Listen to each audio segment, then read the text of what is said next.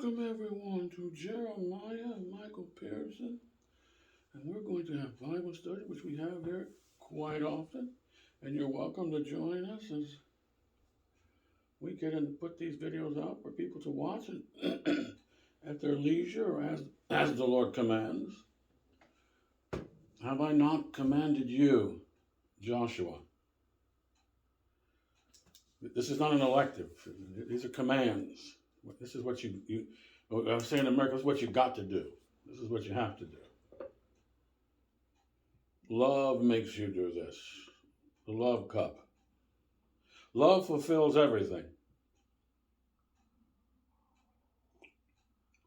When Peter was backslidden, the Lord asked him, "Do you love me?" Because love works.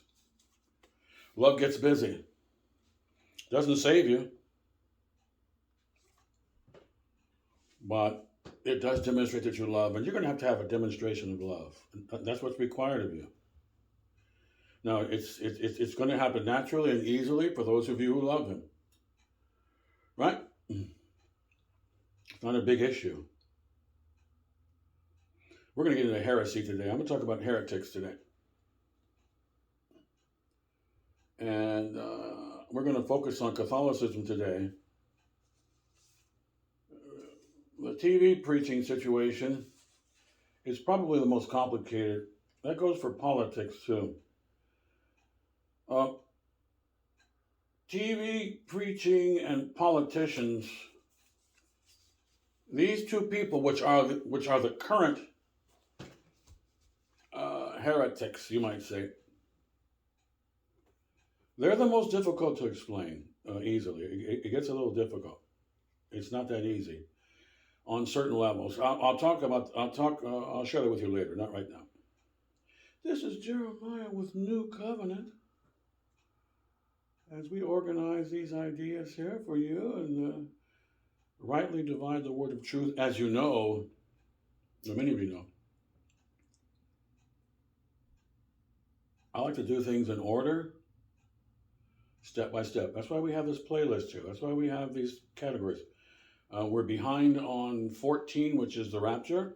I usually have it every 2 weeks, but we're behind because we're hammering home a lot of other things. For those of you who are curious about the rapture, you can go to 14 here and give some basic points. I don't review every point of the rapture on these videos that I have up here. I have because there's a couple of hundred major points about the rapture. I only picked about 20 or 30 for this ministry at this time, okay? There's no need to overwhelm everybody who's going to participate here. Now, there are some advanced intermediate students who might be ready for, all 50 to 100 basic points of the rapture and so forth.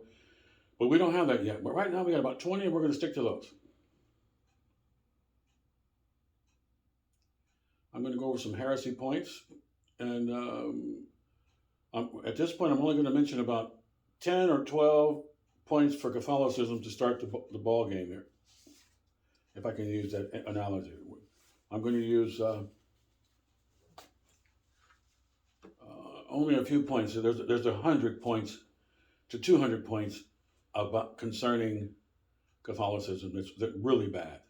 Some of the main things that are really, really bad in this organization. Okay? So let's get going, Jeremiah. Are you ready to roll? Yeah, we're ready to go. We have lights, camera, action here. Let's get going.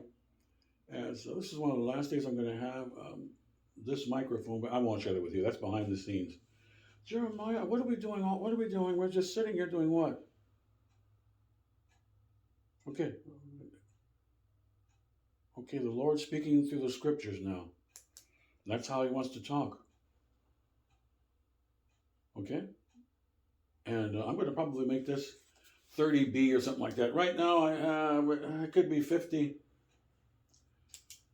We could put this under 50, 30.1 or 30B, or we can also just go ahead and put this under 55A.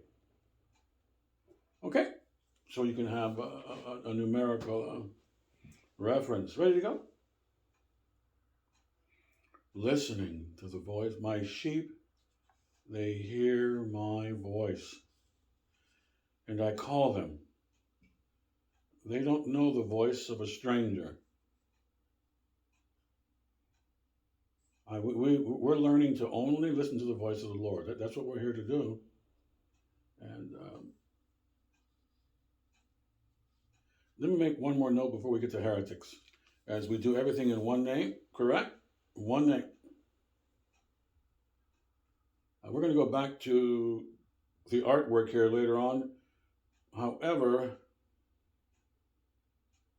I'm having a problem with the camera, so the paintings aren't coming out as clear as I want them to. So, and I'm not a camera guy, so I need to adjust the camera a little bit so you can get, enjoy the paintings from the perspective of teaching while we're looking at the painting. Okay, I like that format because I get to use the computer over there a lot. Since we're going to do popcorn, which is going to be the main thing in this ministry, let me remind you, the format here is basically popcorn.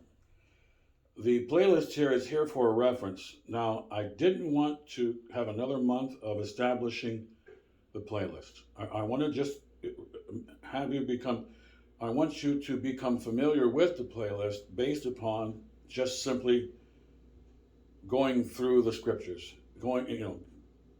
as opposed to that's number 1, that's 10, and so forth. However, I decided to do one more month, and today is the last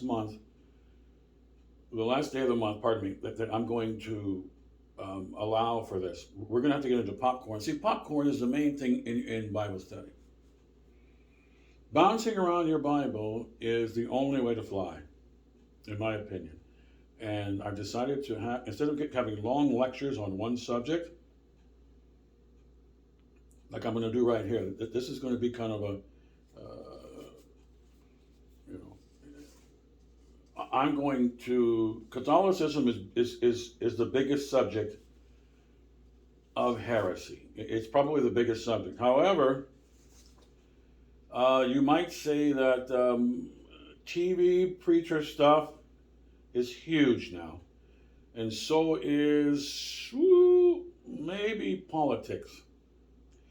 Politics can get really, really dicey, but not as big as Catholicism. I haven't really finished what I'm going to do with these subjects. We have our subtexts. I have about 8 subtexts to heresy right now. In other words, I have 8 categories. We're going to focus on the first category today. The TV is difficult to get through quickly. And the reason why TV and political science are very difficult to get through as a Bible teacher is because both of these areas this is the last dance of the devil here. In other words, what we're dealing with right now is TV preachers in America that are basically the big devils now, and politicians are also being used as devils in a way to distract the church, focus on the world, think about material things, enjoy the world. And that's what God Bless America means. And this gets difficult because it's probably the thickest, situation. I keep saying, I apologize. What a bad habit that is.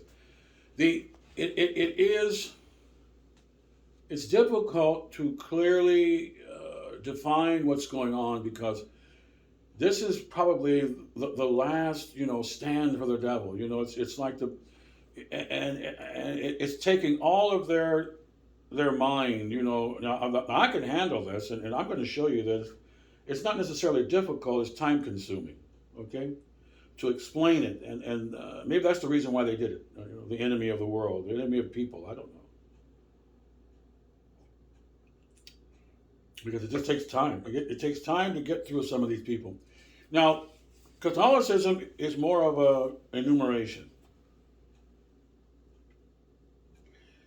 The TV people, it's not. You just can't enumerate things. It's a deep pool of sickness. It's just really, really sick. And actually, politicians are basically almost in the same category as the TV people. That's why they hang out together. You may have noticed that. And it's it's not that good at all. Um, it's very difficult to knock people who say they belong to Jesus Christ, and to say that they're wrong and evil, because you have to really be careful. See, that's dangerous ground. I can do it. I'm just letting you know that we're going to dance through that slowly, and that goes for politics too. Because people who say they want to help you and they're actually helping you, it's difficult to criticize them. That's the point. Both of these categories are two categories where people are declaring that they're helping you, like big time. They are just overboard on their discourse. They're just constantly rubbing you, that they are the good guys, constantly, while both of these categories are full of people who are really bad news. So that's why it's difficult. Now, Catholicism, Mormonism, JW, demonic testimony people, the witness people, Scientology, I have Christian Science here, Seventh-day Adventist, and politics, or political science. And most of these are easy to go through. I'm gonna enumerate about 10 things about Catholicism, and then I'm going to stop, and I'll put this under 55A, which is basically Catholicism, which is the great harlot Babylon. Now I could put it under 30B or something like that, under Babylon again, because dirty is 30, and any sin goes in 30 in this ministry. Now 30 is rather thin right now. I don't have that many lessons on the dirty because we've been so positive for 2 years here. We have not taken out too much time to look at sin and what sin is. Like specifically, I mentioned Corinthians 6 and so forth, the lineup of sinners, and of course there's Romans chapter 2, another lineup where the Bible tells you the particular categories of sin that you want to stay away from, right? Very similar to the 10 Commandments. Okay? And getting into those personalities, okay? I haven't spent that much time because we're just learning basic doctrine. We really don't want to spend that much time on what filthy is and how people get filthy and how to get out of the gutter and all of that. Which makes this ministry more of an all ages ministry for the most part. Every now and then we say things that I really wouldn't want to say in front of children too much. However, it's not anything that they can't hear. It's just something that we'd rather just let them not think about, things such as infanticide or something, or even homicide. We don't want them to think about that and to dwell on these issues. Get the point? However, a regular church, you have to expose children to the basics of life, but you have to do it carefully. That's the point. It's kind of like we used to watch Twilight Zone, and Rod Serling would laugh about people not being able to sleep. He's a very interesting man, but he was schizophrenic. And he's one of the most amazing people who wrote that I've ever heard of. He is absolutely an amazing person. He wanted to be like Shakespeare. Shakespeare also was a little schizophrenic, but the point is that when people go from left to right, it's not good. That's the point. You're not supposed to get into things that you shouldn't get into. And let's leave Rod Serling alone. I don't want to name names here. There are certain TV programs, and let's leave him in the mix, but it's not necessarily him. That's the point. There are people who make TV programs, books, and pieces of literature and information that you receive. Media doesn't matter. You're receiving information, correct? There are people who are going to introduce things that you shouldn't really run into. And on some of these TV shows, they'll have people who are afraid and they can't sleep, and you're supposed to have some sort of Halloween enjoyable experience. And see, this is basically the devil. That's the point. Because you're not supposed to have any fears. You're not supposed to think about enjoying being afraid or something. This is demonic. And for somebody like some of these guys, they would have one TV show where they show that people who hurt people go to hell, and then they show people who are murdering as though it's entertainment, which is called gratuitous violence. In other words, if you watch a war movie and somebody's defending someone, we would consider that violence that was necessary. But if someone was to go and just enjoy violence for the heck of it, such as let's say boxing, or this new world cage entertainment, or Thai boxing, or kicking, this is not logical because there's no need for it. Then they say, oh, I'm making money for my family or something. Well, listen, you can make money down the street here. You can get a job down the street.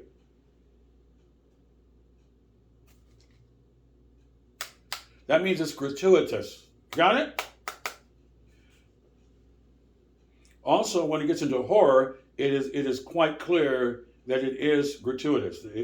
You're really enjoying the torture and the harm of other people, which is basically the same thing as boxing, kung fu, or any of this other stuff that's going on. I like kung fu because I like the athleticism, and I like the intelligence involved in the gymnastics. But the violence part, no good. And that goes for thrillers. Thrillers are okay if there's suspense, but if there's too much violence, you just ruin the suspense. Like a detective story or something, right? Who done it? These are what we would consider acceptable as long as there's no real graphic violence. And let me get into this before we get into heretics here, heresy. For Serling type people, we won't say he did it. Let's just say TV shows or movies or anything that gives you information. They're not supposed to give you information that's basically overboard about something that's evil. That's the point. In other words, to get into detail about evil is something that you're not supposed to do. It's just, you're not supposed to do it as a Christian man under the Christian biblical protocol of simple grammar here.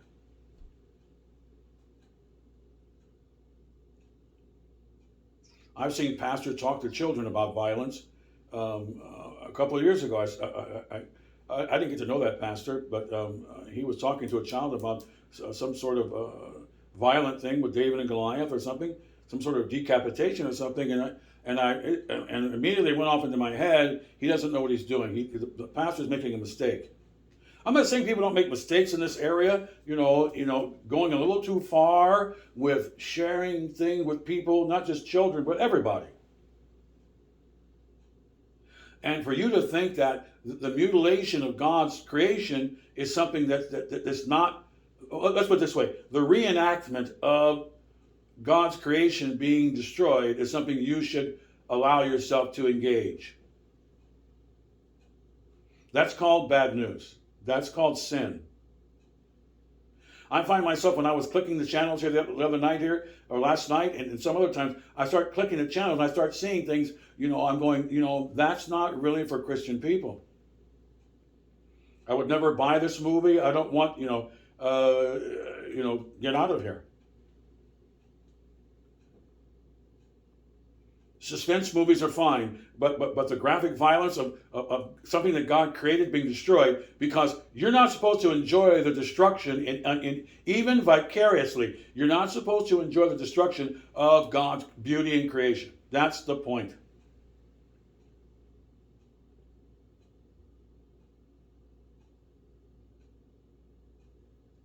You're going to find yourself in a really bad situation.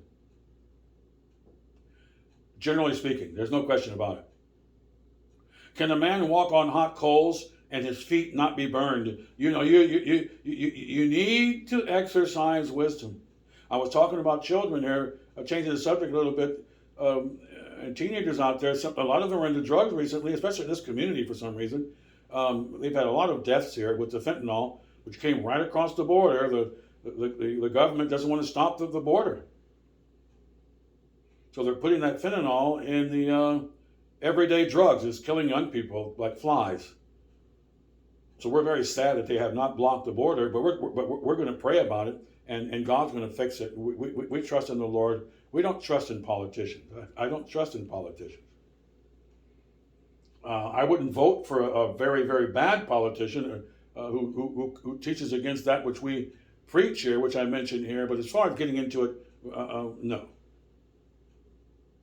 I think that politics is from a democratic perspective, because we're not dealing with a monarchy. You're dealing with democracy.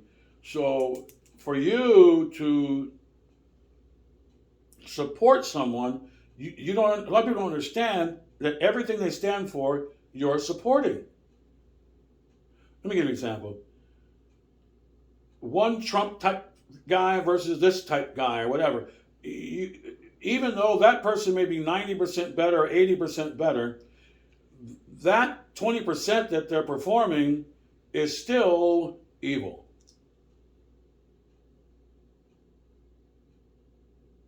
So that's one reason why we want to stay out of politics in general, because we don't want to be held accountable for supporting people who don't get it 100% right.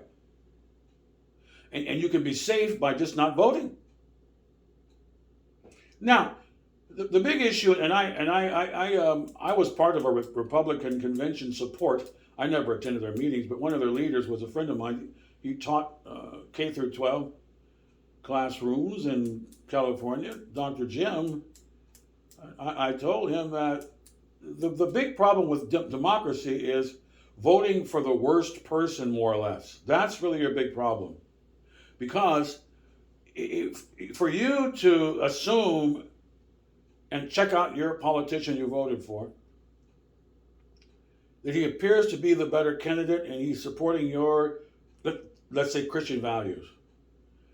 If you voted for that person, you know what you're voting for, and you're probably going to be in a much better position than voting for someone who has blatantly said that I disagree with God. You get the point? It gets a little complicated. I'm not going to get into it right now. In other words, when you go to church, we screen everybody. Everybody's screened, and we can have church.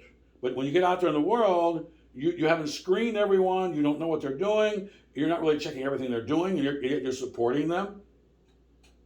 Do you see what they're supporting?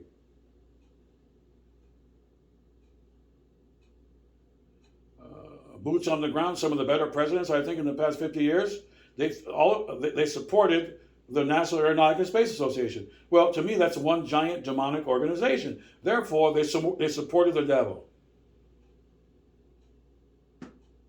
That would be one of my observations politically.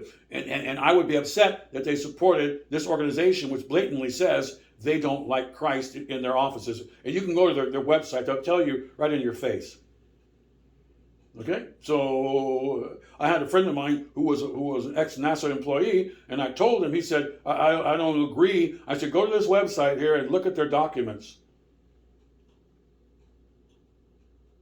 Forget about their lying about science for now, which is all they do is basically lie about science. They're science fiction liars, that in my opinion, and I have facts to support that. But let's let that go for now. Go to their webpage where they release their documents as to their meetings and so forth. And tell me what you think, as you being a Christian, that you're proud about, happy about working there. Huh? You say, Jeremiah, you know your research. Well, I don't talk about something unless I research it. In general. I don't come to quick conclusions.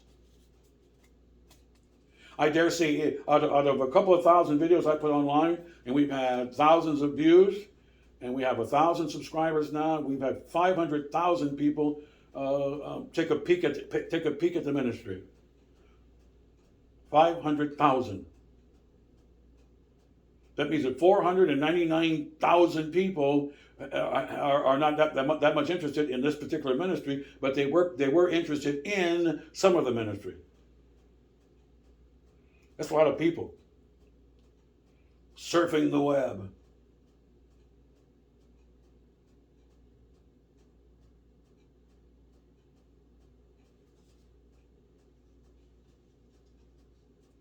So for me to get into politics or NASA or something, I will mention some of these things, but only in brevity, because we're not out to get people. Not everybody who works in NASA is a liar. Not everybody who works over here does that. That's not my point. My point is that if the administration office releases a memo that says you can't say Jesus Christ in our meetings, or if you can't add two and two together, okay, come on, One reason why you can't say Jesus Christ or the Holy Spirit out there in the world, because you have power. Keep the powerful people away from us.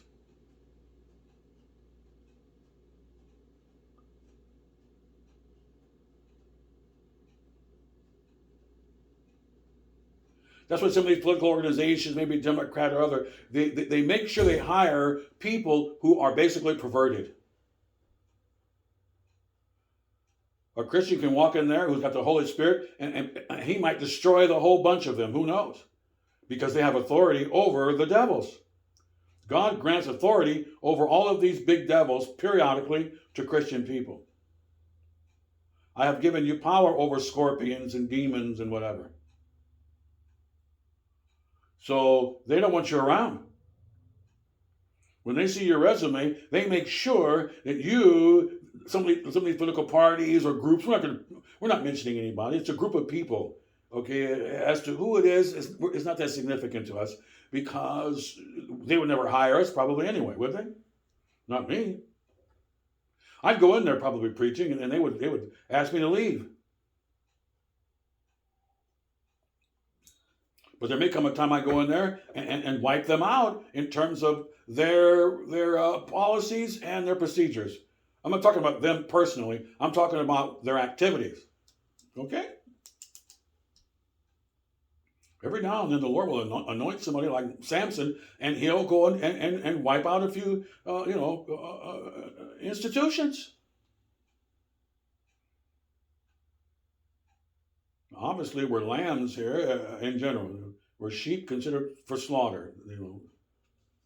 Let's get to heresy here. I wanted to talk a little bit about some of these other categories here, but let's let those categories go. I want to get to the main category, and I have an introduction here as to what heresy means and so forth. I'm not done with heresy. This is my introduction, a very simple introduction. It's going to take a few videos. I'll put it under 55 here probably, okay?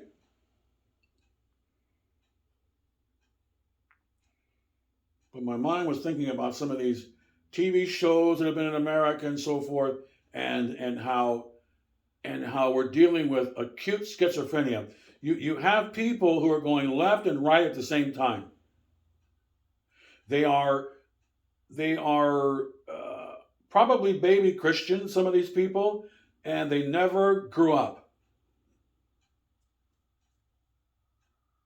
They're sensitive to the care of humans, and at the same time, they're doing things that promote demonic activity.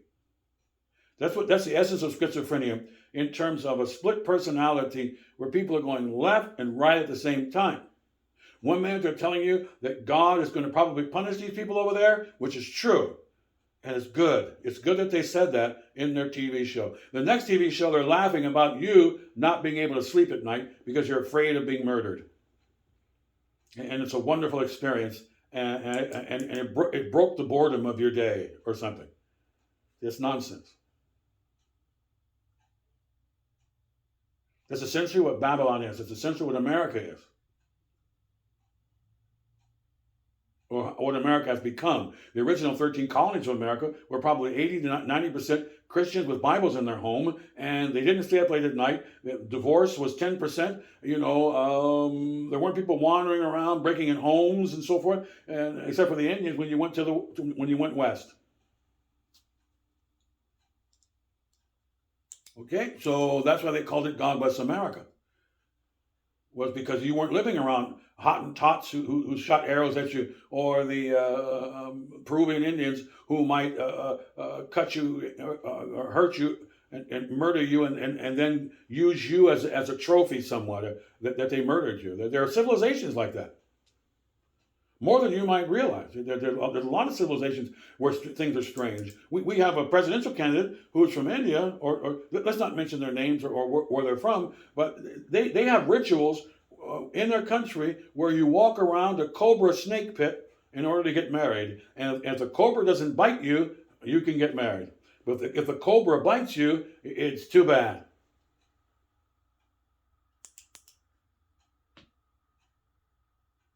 So if you think that this gentleman's saying that his religion and lifestyle is copacetic, and he can bring that over to us, civilized people, then see, that's where the problem begins. The problem begins when people are introducing things that are damaging to your culture, and you don't see it happening.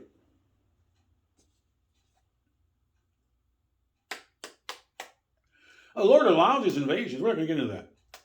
He allows it. He's not held accountable for it, per se. The Lord allows a lot of things.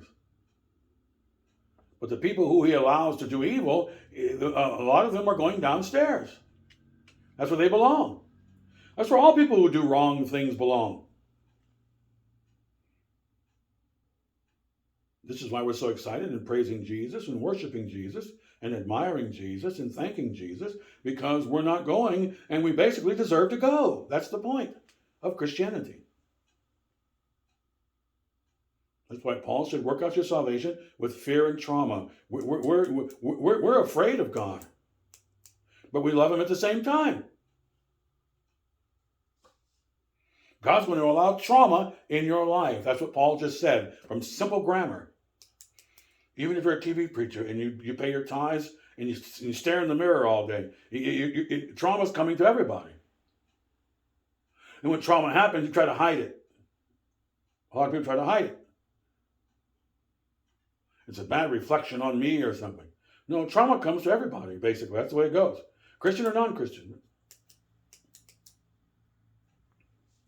We're going to get to the heresy here. Let's get going. I'm going to shut down. We'll be right back for our next video. We're going to get right to what does heresy mean, okay? Shalom.